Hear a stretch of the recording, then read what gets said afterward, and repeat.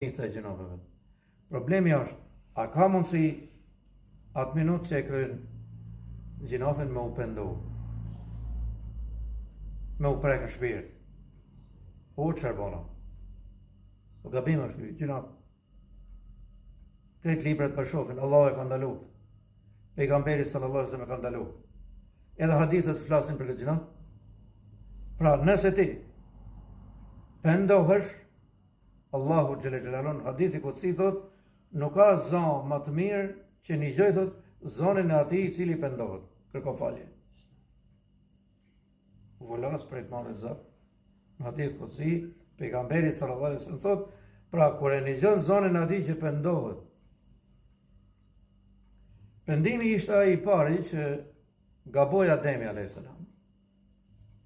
U pendohu sinqerisht. Janë pendu dhe njerëz tjerë më herët, unë po ju sjell pendimin e një gruaje e cila ajo ka bën zina. Zina e kuptoni gjithë që do të thotë ka bën immoralitet. Është pendu. Është dërzu. Edhe pejgamberi sallallahu alaihi wasallam e ka kthyer 3 herë. Pra për të vërtetuar nëse e ka bën sa këtë vepër të keq apo jo. Edhe për të vërtetuar nëse sinqerisht është penduar apo jo. Edhe e ktheu 3 herë. Të tretën herë u dha vendimi për ekzekutimin e saj. Edhe njerëzit kur pa e gjunin, edhe po flishin disa fjalë.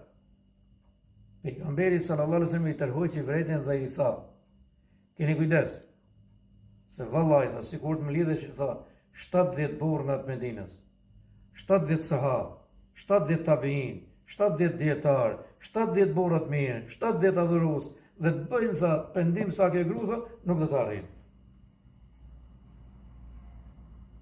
Pra çfarë tregon? Se pendimi i afshiu gjinohet. Edhe pendim gjinof pa ja shoqëroi vepër të mirë. Me të vërtetë e kryeve një gjinof, çfarë bëne? Allahu xhelle xhelalu thot gjithmonë thot, veprat e mira i shlyj veprat e këqija. Innal hasanati yudhhibna as-sayyi'at. Veprat e mira thot i fshin të këqijat. Keni vure